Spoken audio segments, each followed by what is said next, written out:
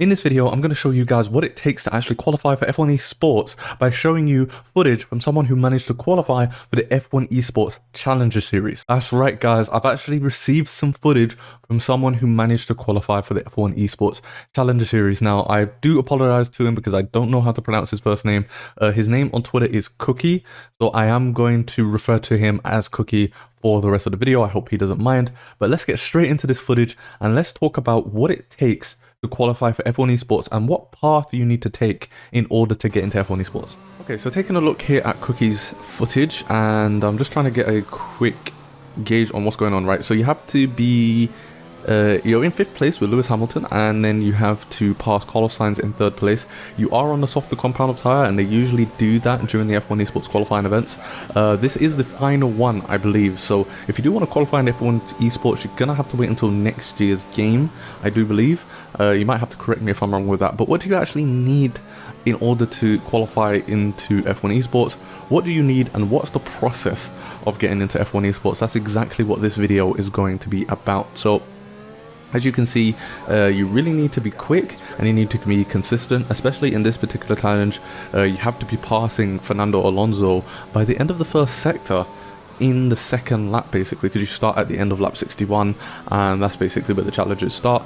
By the end of the 1st sector, so you've not got long in order to pass Fernando Alonso, and this is against 110%, because if you don't play against 110%, then you are leaving points on the table. So you do have to be very, very quick, and again, you have to be very consistent as well, because you can't actually get any warnings, because they do deduct a lot of points if you end up with warnings. So you've got to keep it within the white lines whilst also pushing as much as you possibly can. Very difficult task here, and as you can see, he's already caught up to Carlos Sainz essentially. By the time we get to turn 1, he should ideally be past Carlos Sainz here. And I'm guessing you just want to be as close to Sebastian Vettel as possible, maybe even overtake Sebastian Vettel in this case. But what's the process of F1 Esports? Because Cookie here, he says that he's qualified for the F1 Esports Challengers. So what happens after this? Well, after you've qualified, I assume you get an email and stuff like that. You're entered into F1 Esports Challengers, and this is a little championship between you and the other 8 or so people who also qualified for it. It's 8 people per platform, so it's not 8 people out of everyone who plays the game. So there will be a PlayStation division, an Xbox division, and there will also be a PC division as well. And in the case of F1 Esports Challengers, you do a little championship, and you have to try and qualify. I think last year it was in the top 6. It might have changed, I'm not entirely sure. But you have to qualify within a certain position during that championship, and then after that, that's when you're eligible for the pro draft. And it's very difficult, and it's very mentally challenging as well, because even if you make it to the pro draft, you're not guaranteed to get into the team. I do believe that Lucas Blakely, who currently, as I'm recording this video, is fighting for the Drivers' Championship with Jarno Upme and Freddie Adamson, I do believe the first time that he was entered into the pro draft, he didn't even get into any of the teams. So it's really just a case of being there at the right place at the right time, and also, you know, being lucky enough to be the right fit that a team is looking for. So all you can do is just do what you do on track, be consistent, keep that pace up, and yeah, hopefully you do end up qualifying for the challenges, and hopefully you get through and you end up in F1 Esports that way. If you're a new person to the game and you're wondering, okay, well, how do I be quick? You know, how do I practice? What's the best way to practice? League racing is definitely the way to go. It's definitely the way to get noticed throughout the community as well. Because, you know, if you don't really do league racing, if you don't get yourself involved in the community, and then you just end up being rapid all of a sudden, obviously you might not be cheating, but a lot of people will probably think that you are cheating. League racing not only helps you improve your pace, but also it helps you improve your racecraft as well. And yeah, as you can see, he's already passed Sebastian Vettel, and he's already about to overtake Ocon as well. So yeah, you actually need to win this race on 110% AI if you want to end up being quick enough to actually get the points through this through this qualifying series. Sorry. And yeah, when it comes to the qualifying itself, these events are quite controversial, and the reason why they're quite controversial is because they're not always the same. The AI isn't always the same. It's really just a case of you performing as best as you can, as consistently as you can, but also having that little bit of luck, because it is kind of a lottery draw. You need to catch people up at the right place at the right time, or else you are losing time. I think the most amount of points generated is through your overall race time, and then obviously you've got points for not getting any warnings, you've got points for the fastest lap as well, but the majority of the points do come from your overall race time. So if you're losing that, you know, those extra couple of attempts because you end up catching someone up at the wrong time, it can really cost you.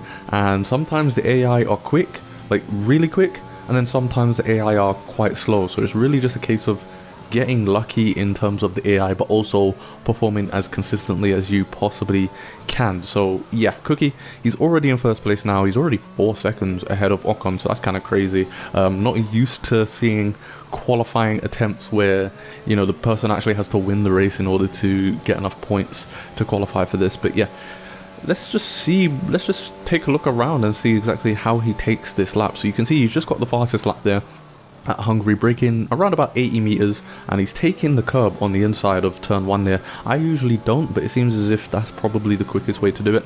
And then for turn 2, braking around about 60 meters, being as close to the grey sort of curbing on the left hand side as you possibly can, and then just use that momentum to slingshot you all the way to the end of sector 1 here.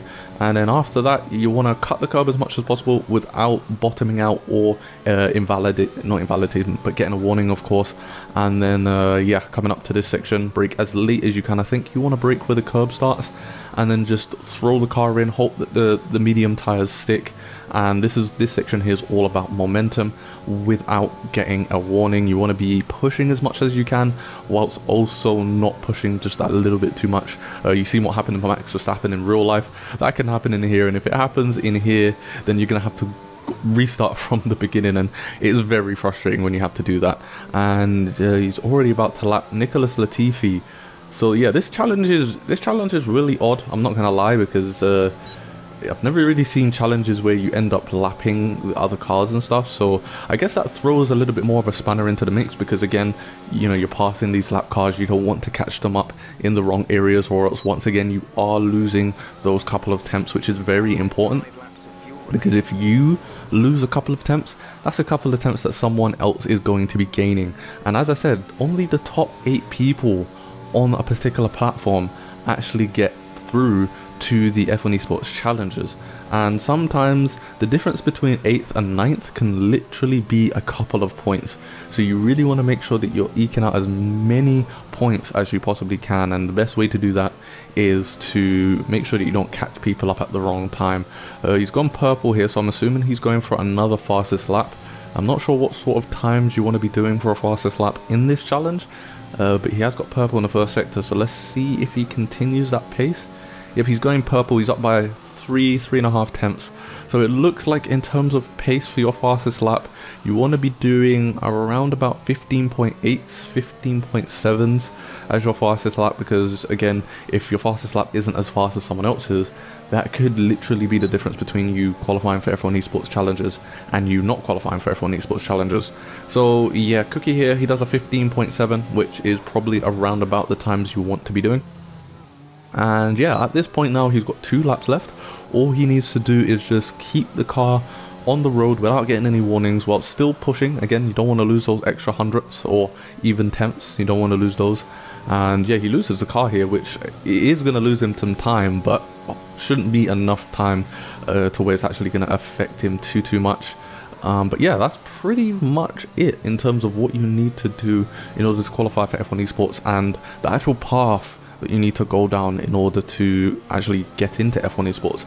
So if you're a newbie, you pretty much just want to keep practicing. You want to start league racing, as that's the best way to build up your racecraft and improve your pace as well. And you want to be spending a lot of time on the game. These F1 Esports drivers, they're putting in a lot of time when it comes to F1 Esports. I do believe that, you know, most drivers are going to be over 1,000 hours on the game by this point in the year, just for F1 Esports. To put it in perspective, I feel as if I play this game quite often, especially doing streams with you guys over on twitch.tv/BushiAntz, and I still have roughly in total about 350 hours in total on the game. So imagine having, you know, 1,000 hours by this point. So you really do need to play a lot, because F1 Esports is getting tougher and tougher each and every single year, because everyone is just trying to get the most that they can out of the car. So I'm going to finish off the video here. We're not going to end, we're not going to finish off with the rest of the footage. What I'm going to do is I'm going to cut it so that you guys can actually see what his score was, what types of scores you need to be looking at in order to qualify for F1 Esports. And yeah, I hope that you guys did enjoy this video. If you did, let me know if you're planning to try and get into F1 Esports next year. Just let me know what your goals are and what you hope to achieve with next year's game. And make sure to hit the like button and subscribe to the channel if you want to see more content like this. If you want to see tutorials as well, those are also coming very, very soon. So I'll see you guys in the next video.